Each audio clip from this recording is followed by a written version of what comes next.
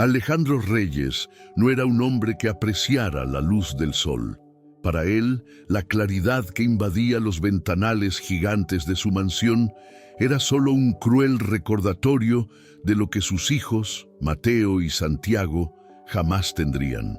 A los 45 años, había construido un imperio, doblegado mercados y destruido a la competencia, pero seguía siendo impotente ante la oscuridad que envolvía la vida de sus gemelos de 8 años. La casa, un palacio de mármol frío y pasillos silenciosos, parecía más un mausoleo para sus esperanzas que un hogar. Cada objeto de lujo era un testimonio de su fracaso, un grito silencioso de que todo su dinero no podía comprar un solo rayo de luz para los ojos de sus hijos. Los niños, por su parte, vivían en un mundo aparte, un universo silencioso y contenido que Alejandro no lograba penetrar. Nacidos ciegos, se movían por la casa con una vacilación que partía el corazón de su padre. Había contratado a los mejores especialistas del mundo, financiado investigaciones experimentales y ofrecido fortunas por una cura que nunca llegó. El resultado fue solo una sucesión de médicos con miradas de lástima y diagnósticos inmutables, que dejaron a los niños aún más retraídos y asustados, y a Alejandro cada vez más amargado y aislado dentro de su propia fortaleza de riqueza. Fue en una tarde gris de martes que apareció Sofía. No se parecía a las enfermeras y tutoras anteriores, con sus uniformes almidonados y currículums impresionantes. Era joven, tenía una mirada serena y vestía ropa sencilla que parecía fuera de lugar en medio de tanto lujo. Cuando Alejandro la entrevistó en su austero despacho, sintió el impulso de despedirla de inmediato. Ella no hablaba de terapias genéticas o avances quirúrgicos. En cambio, hablaba de enseñar a los niños a sentir el mundo. Una idea que, para un hombre pragmático como él, sonaba como un completo disparate. Aún así, había algo en su calma que lo desarmó. Una confianza silenciosa que no veía desde hacía mucho tiempo.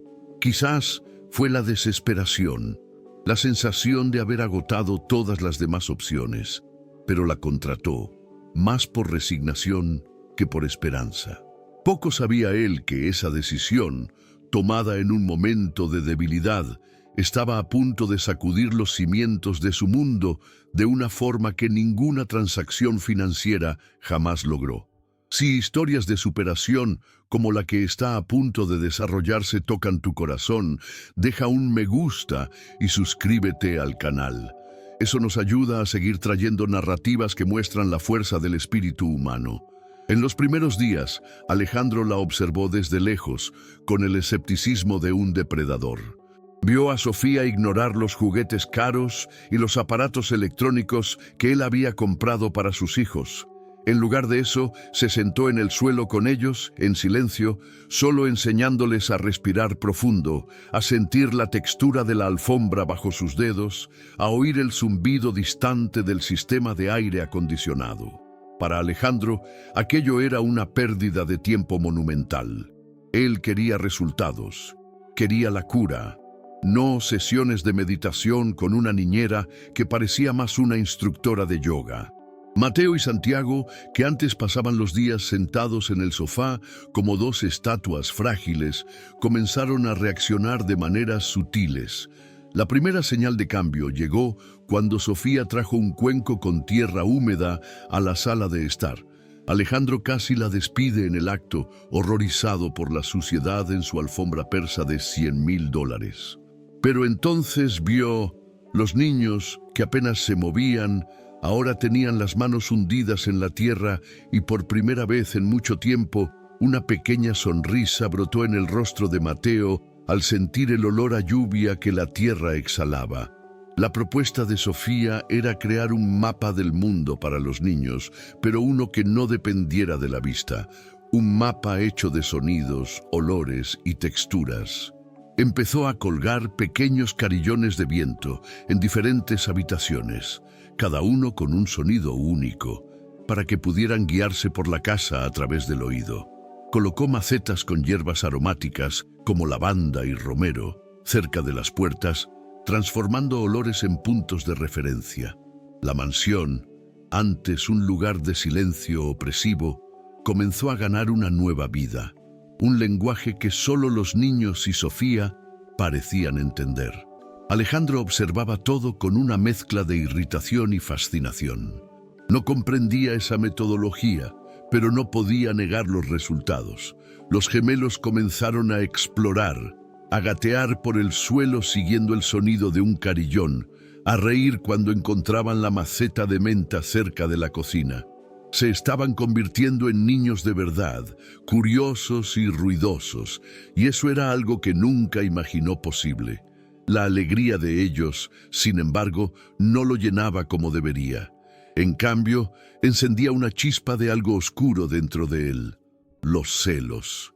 Él veía el lazo que se formaba entre Sofía y sus hijos, un lazo construido en un mundo sensorial del que él no formaba parte. Ella estaba consiguiendo lo que él, con todo su poder, jamás consiguió. Estaba haciendo felices a sus hijos. Y esa verdad, en lugar de traer alivio, comenzó a alimentar una desconfianza peligrosa. ¿Quién era esa mujer después de todo? ¿De dónde sacó esas ideas? Para Alejandro, todo aquello era demasiado bueno para ser verdad, y estaba decidido a descubrir el secreto que, en su mente paranoica, Sofía ciertamente escondía. La transformación de la mansión era innegable. El silencio sepulcral había sido reemplazado por una melodía de pequeños sonidos y risas. Mateo y Santiago ya no eran figuras frágiles y pasivas. Se movían con una nueva confianza, usando el mapa sensorial de Sofía como si hubieran nacido en él. Sin embargo, para Alejandro, cada risa de sus hijos resonaba en su pecho como una afrenta. Veía la adoración en los ojos de ellos cuando miraban en dirección a Sofía y sentía un nudo de veneno formarse en su garganta. Ella no los estaba curando, se los estaba robando, creando un mundo secreto donde él no era bienvenido. Cierta tarde intentó participar. Sofía había vendado los ojos de los niños y les enseñaba a identificar diferentes tipos de madera solo por el olor y la textura. «Inténtelo, señor Reyes», dijo ella con una sonrisa amable, extendiéndole un trozo de cedro. Alejandro tomó el objeto, lo olió con impaciencia y sintió su superficie lisa. Para él era solo un pedazo de madera. «Es roble», arriesgó, con la arrogancia de quien no admite no saber algo. Santiago, sin dudar, respondió: «No, papá, el roble es más áspero y huele a lluvia. Esto es cedro, huele a lápiz».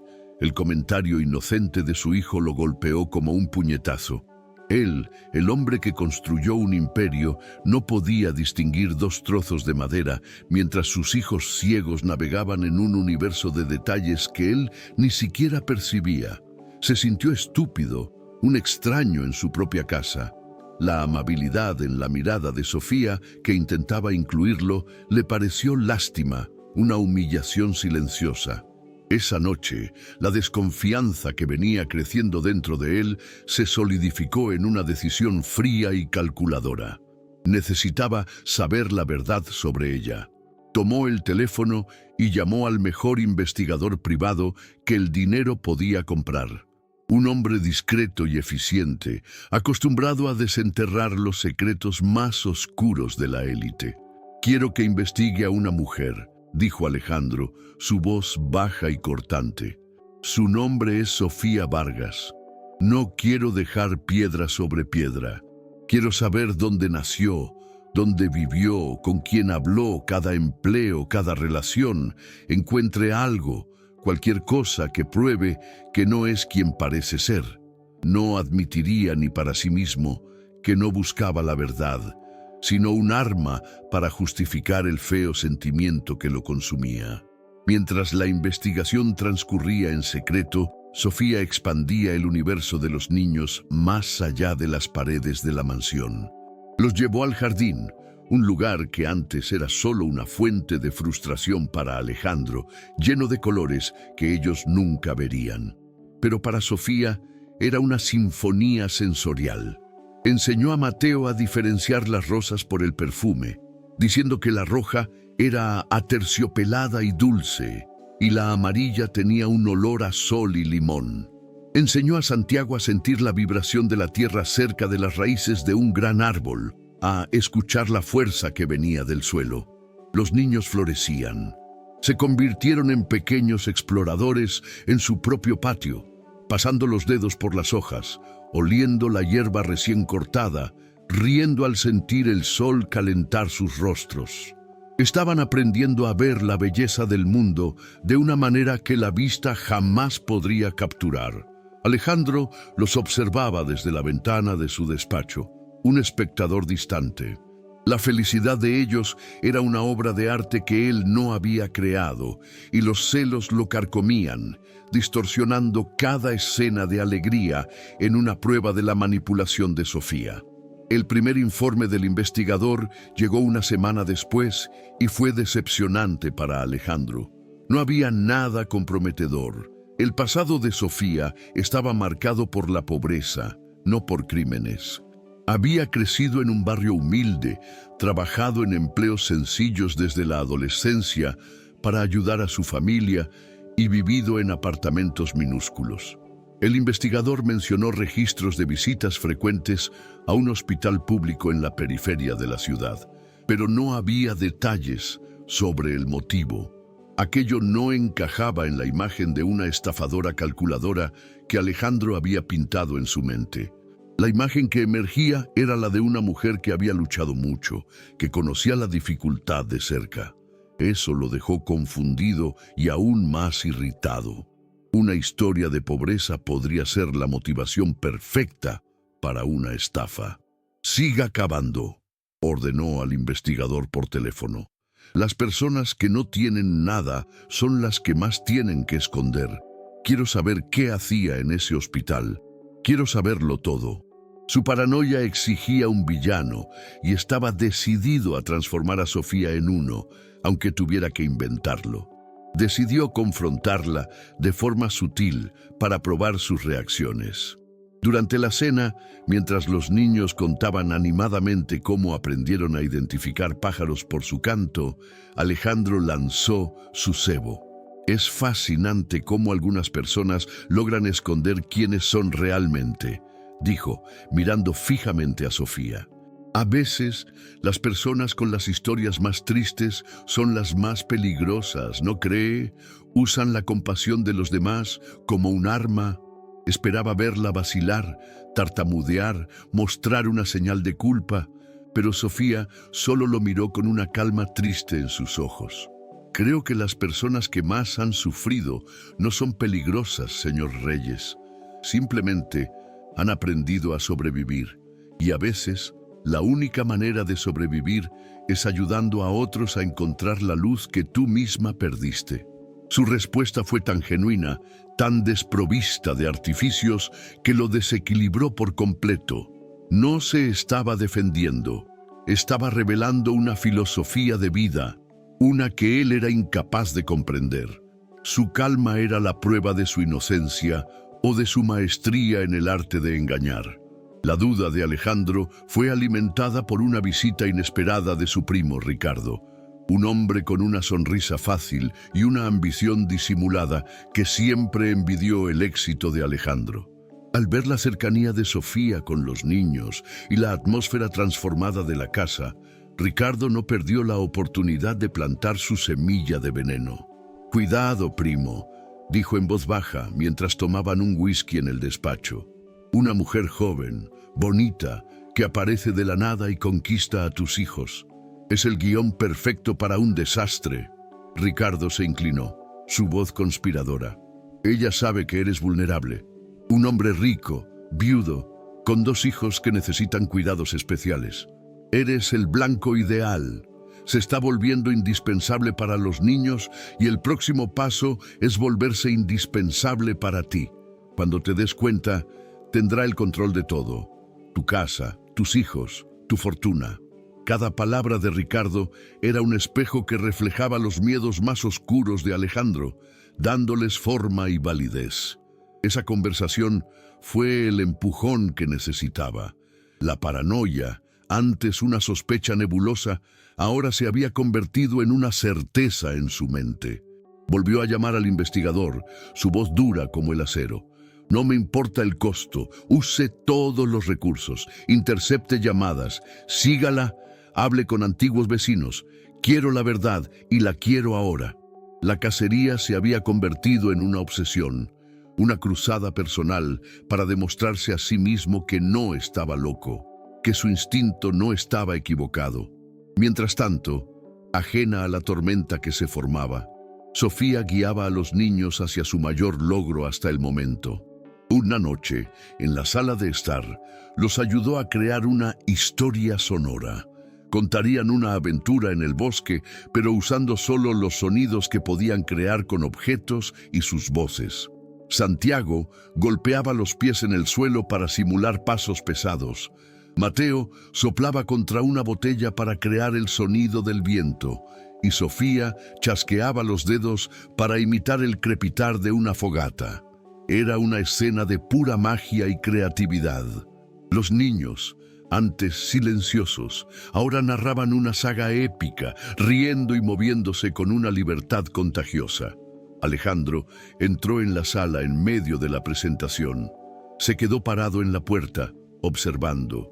Vio la alegría genuina en sus rostros, la forma en que se comunicaban en un lenguaje que él no entendía, el lazo de confianza y amor que los unía a Sofía. Y por primera vez, no sintió solo celos, sintió un dolor profundo, el dolor de un exiliado mirando un hogar que nunca podría ser suyo. Ese momento de belleza y exclusión fue lo que selló su destino.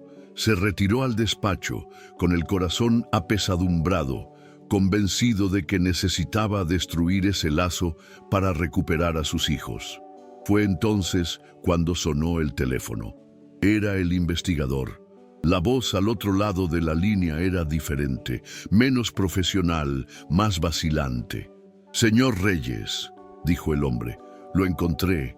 Creo que querrá ver esto en persona». Alejandro sintió un escalofrío en la espalda. «¿Qué es? ¿Un antecedente penal? ¿Deudas?» Hubo una pausa al otro lado. «No, señor, es sobre el hospital. Las visitas constantes que hacía. No era para ella». La voz del investigador bajó, casi un susurro. «Encontré un certificado de nacimiento y uno de defunción. Sofía tenía un hijo». Alejandro sintió que le faltaba el aire en los pulmones. La habitación pareció girar. «¿Un hijo?», repitió, la palabra extraña en su boca. «Sí, señor, un niño. Y según los registros médicos que conseguí, él también era ciego de nacimiento». La revelación del investigador cayó sobre Alejandro con el peso de una avalancha. Un hijo, ciego. Las palabras resonaban en su mente, desmantelando la narrativa que había construido con tanto cuidado. La imagen de Sofía, como una estafadora fría y calculadora, comenzó a fracturarse, a disolverse en algo mucho más complejo y doloroso. Por un instante, el odio que sentía por ella fue reemplazado por una emoción confusa y desconocida, algo que se asemejaba peligrosamente a la empatía. Se vio en la misma situación que ella, un padre luchando contra la oscuridad, y esa similitud lo aterrorizó. Colgó el teléfono y permaneció inmóvil en su silla de cuero, el silencio del despacho ahora opresivo. El mundo exterior, con sus coches y su prisa, parecía distante e irrelevante.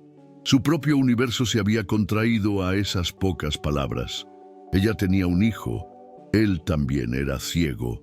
La posibilidad de que la motivación de Sofía no fuera la codicia, sino un dolor profundo y familiar, era una idea que su mente se negaba a aceptar. Sería más fácil odiarla, más simple verla como una villana. Aceptar su dolor significaría tener que mirar el suyo propio. «Envíeme todo lo que tenga», dijo, llamando de vuelta al investigador. «Cada documento, cada foto, cada línea de registro. Quiero el archivo completo». Horas después, un sobre sellado llegó a su escritorio. Con manos temblorosas lo abrió. La noche cayó afuera, pero Alejandro no se dio cuenta. Estaba inmerso en una historia de vida que lo rompía con cada página. Una historia que reflejaba la suya de maneras crueles y lo avergonzaba profundamente. El nombre del niño era Lucas. Las fotos mostraban a un niño pequeño de ojos grandes y una sonrisa tímida, muy parecido a sus propios hijos. Los documentos contaban la historia de la lucha de Sofía, una madre soltera de 20 y pocos años, sin recursos, navegando por un sistema de salud público que apenas tenía respuestas para ella. Había docenas de formularios de inscripción para estudios clínicos, solicitudes de ayuda denegadas, cartas desesperadas a fundaciones que nunca respondieron. No buscaba una cura milagrosa, buscaba cualquier cosa que pudiera dar a su hijo una mejor calidad de vida. Alejandro sintió un sabor amargo en la boca. Él, que podía fletar un jet privado para consultar a un especialista al otro lado del mundo, estaba leyendo la historia de una mujer que probablemente tomaba 3 autobuses para llevar a su hijo a una consulta. El certificado de defunción fue el golpe final. Lucas no había muerto por su ceguera, sino por una neumonía severa. Una nota del médico en el expediente indicaba que, con un tratamiento más intensivo y acceso a mejores instalaciones, el niño probablemente habría sobrevivido. Murió por falta de dinero. Fue entonces cuando Alejandro vio el nombre que hizo que su mundo se detuviera. En medio de una pila de correos electrónicos impresos había un intercambio de mensajes entre Sofía y una pequeña fundación benéfica local. Sofía pedía ayuda para comprar un humidificador de aire para la habitación de Lucas, para ayudar con su frágil respiración. La mayoría de sus solicitudes fueron ignoradas, pero una persona respondió, una donante anónima que se conmovió con la historia y pagó por el aparato. El nombre que constaba en el registro interno de la donación era el de su difunta esposa, Elena Reyes. Alejandro soltó los papeles que se esparcieron por el escritorio. El recuerdo de Elena lo golpeó con fuerza. Recordó cómo ella siempre se involucraba en pequeñas causas, en donaciones discretas que él, en su arrogancia, a menudo consideraba una pérdida de tiempo y dinero. «Concéntrate en las grandes cosas, Elena», solía decir. «Así es como cambiamos el mundo». Ahora veía la verdad. Mientras él construía un imperio, su esposa estaba, silenciosamente, tratando de salvar el mundo, una persona a la vez. Había fallado en ver la bondad de su propia esposa y ahora repetía el mismo error con Sofía. El dolor en su pecho era físico. Se dio cuenta de que, en la misma época en que gastaba millones en investigaciones genéticas inútiles, el hijo de Sofía moría a pocos kilómetros de distancia por falta de recursos que para él eran insignificantes. Podría haber salvado a ese niño con el dinero que gastaba en una sola cena de negocios. La culpa lo consumió, una ola abrumadora de vergüenza y arrepentimiento. Finalmente lo entendió. La genialidad de Sofía no provenía de manuales de pedagogía, sino de la experiencia más brutal que un ser humano puede enfrentar. No estaba enseñando a sus hijos a ver con otros sentidos por teoría. Les estaba dando las herramientas que su propio hijo no tuvo tiempo de dominar. Les estaba dando la alegría, la curiosidad y la vida que Lucas había perdido. Cada sonrisa de Mateo y Santiago era un homenaje al hijo que ella no pudo salvar. La investigación que inició para destruir a Sofía terminó por destruir lo único que le quedaba: su autojustificación. Toda su amargura, sus celos, su paranoia, todo aquello no era más que un caparazón para proteger su propio ego herido, su frustración de padre. Él era el verdadero ciego. Ciego al dolor de los demás, ciego a la bondad de su esposa, ciego a lo que sus hijos realmente necesitaban. No necesitaban una cura para los ojos, necesitaban un padre que los viera como eran. En ese momento, roto en su silla, rodeado por los fantasmas de sus fracasos, Alejandro sintió un cambio sísmico en su interior. La ira que lo movía se deshizo, dando lugar a una claridad dolorosa. Necesitaba arreglar las cosas, no por sus hijos, no por Sofía, sino por sí mismo. Necesitaba aprender a ver. Si crees que la verdad tiene el poder de transformar hasta los corazones más endurecidos, apoya nuestro canal con tu suscripción. Historias como esta nos recuerdan que la redención siempre es posible. Su primer acto como un hombre que empezaba a ver fue tomar un portarretratos de su escritorio. Era una foto de Elena, sonriendo, tomada en un picnic años antes. Las lágrimas que contuvo durante años finalmente brotaron, silenciosas y pesadas. «Tenías razón», le susurró a la foto. «Siempre tuviste razón. Perdóname».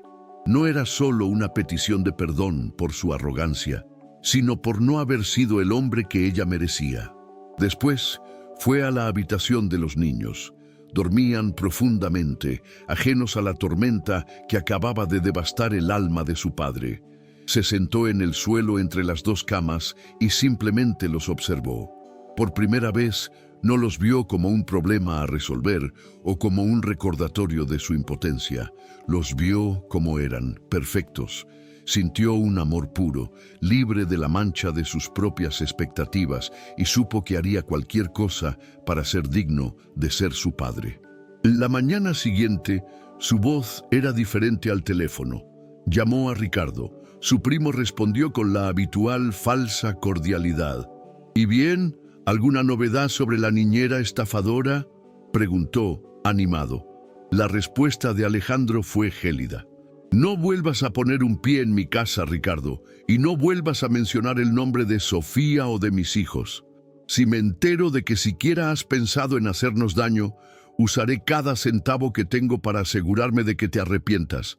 ¿Entendido?». El silencio atónito al otro lado de la línea fue la única respuesta que necesitó. Sabía que tenía que hablar con Sofía, pero las palabras parecían imposibles. ¿Cómo podría disculparse por una traición tan profunda? ¿Cómo podría admitir que había hurgado en su pasado más doloroso por puro despecho? La vergüenza era una barrera casi infranqueable.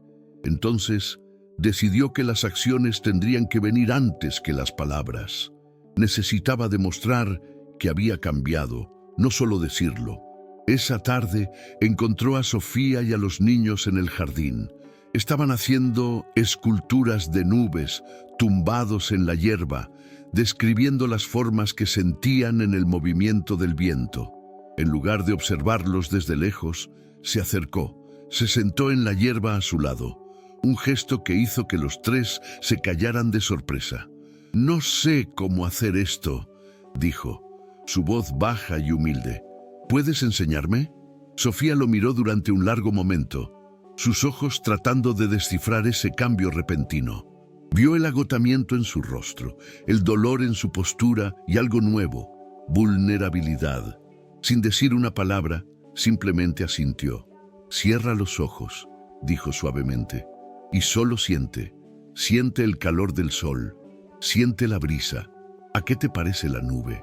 Alejandro cerró los ojos y por primera vez en mucho tiempo no intentó controlar el mundo. Simplemente se permitió sentir. Los meses que siguieron fueron de una paz frágil y preciosa. Alejandro se convirtió en un alumno dedicado en el mundo de sus hijos.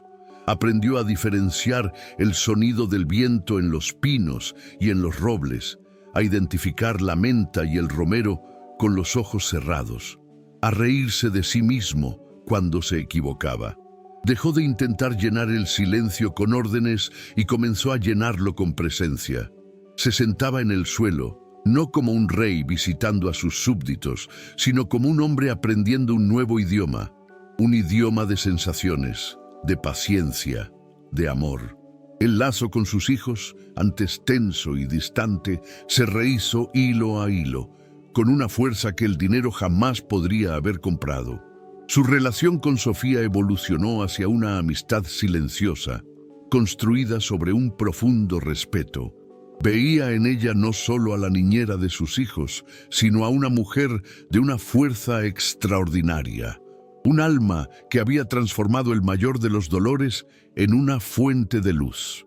Ansiaba contarle la verdad, confesar la traición de su investigación, pero el miedo y la vergüenza lo paralizaban. ¿Cómo podría manchar esa paz recién descubierta con la fealdad de sus acciones pasadas? Y así guardó su secreto, un peso en su corazón, esperando un momento que nunca parecía llegar. La amenaza cuando llegó no fue un trueno, sino un susurro venenoso en forma de un correo electrónico. Era de Ricardo. El texto era corto, elegante y brutal. Contenía un archivo adjunto, una copia del informe del investigador, destacando las partes sobre Lucas, la ceguera y la causa de la muerte. Una historia conmovedora, escribió Ricardo.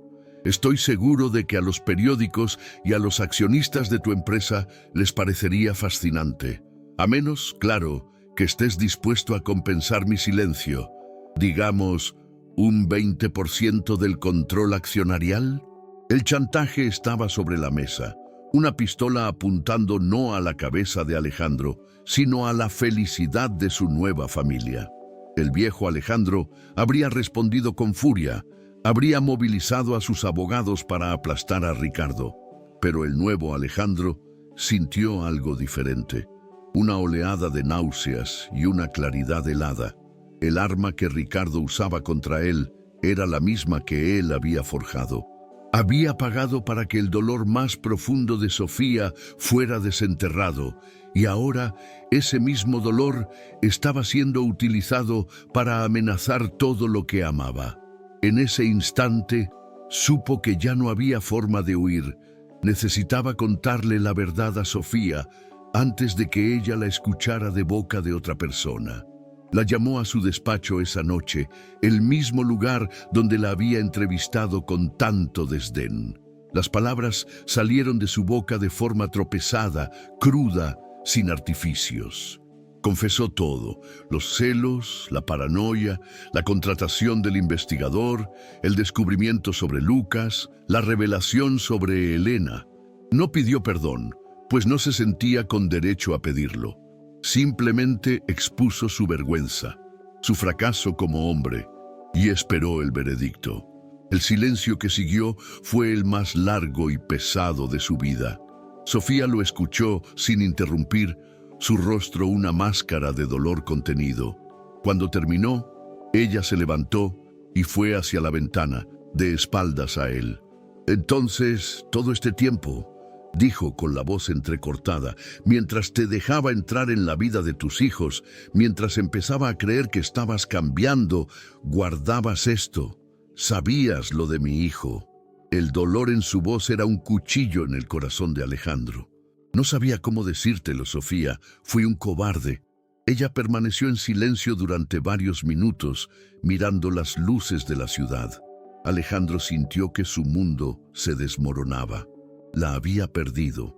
Pero entonces se dio la vuelta, y aunque había lágrimas en sus ojos, no había odio. Había una compasión profunda y cansada. «No fuiste el único ciego, Alejandro. Yo también lo fui. Vi en ti el mismo dolor que yo sentía, el dolor de un padre que haría cualquier cosa por su hijo. Y ese dolor nos vuelve egoístas, nos hace cometer errores terribles». Respiró hondo. «Lo que hiciste fue horrible, pero el hombre que me lo ha confesado ahora no es el mismo que contrató a ese investigador». El alivio que inundó a Alejandro fue tan intenso que lo dejó sin aliento. El perdón de ella no era un pase libre, sino un puente que podrían cruzar juntos.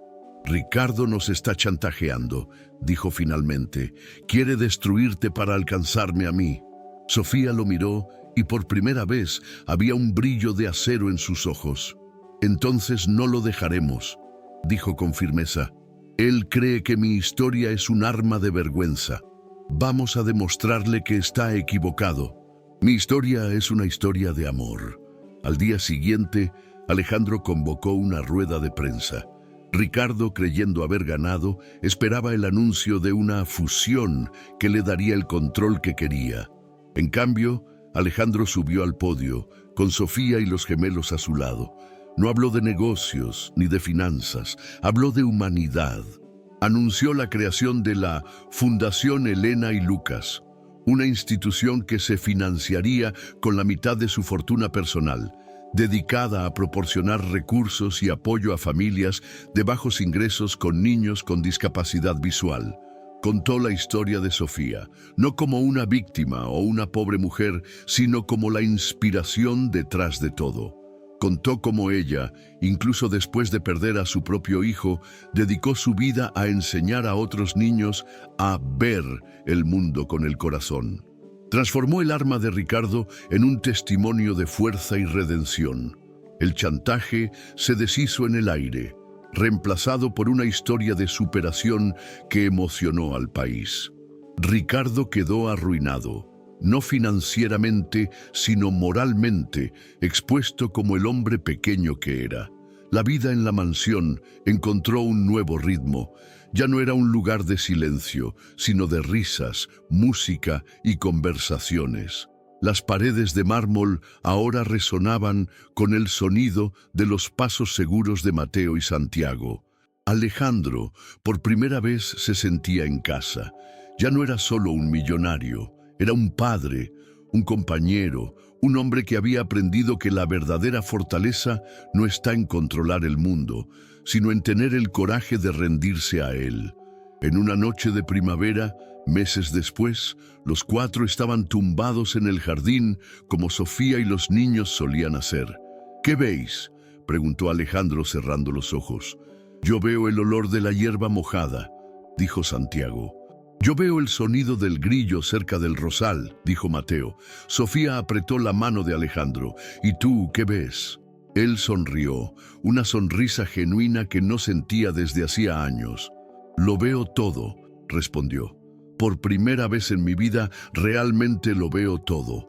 Había pasado años buscando desesperadamente una cura para la ceguera de sus hijos, solo para descubrir que la cura que realmente necesitaba era para su propia alma. Aprendió que la visión no proviene de los ojos, sino del corazón, y que las personas que amamos no son aquellas que nos muestran el mundo, sino aquellas que nos enseñan a sentirlo en toda su belleza imperfecta y gloriosa. La mansión ya no era un monumento a su riqueza, sino un hogar construido sobre los cimientos de la vulnerabilidad, el perdón y un amor que había encontrado su camino en la oscuridad. Los mapas que Sofía creó para los niños terminaron sirviendo de guía para el propio Alejandro, mostrándole el camino de regreso a sus hijos, a sí mismo y a una felicidad que nunca supo que era posible. Historias como la de Alejandro y Sofía nos muestran que, a menudo, los mayores viajes de superación no son contra el mundo, sino contra las barreras que construimos dentro de nosotros mismos. La visión más importante es, y siempre será, la del corazón. Si este viaje de redención y amor te ha emocionado, no olvides darle me gusta a este video y suscribirte al canal para más historias que iluminan el alma y nos recuerdan el poder transformador del amor.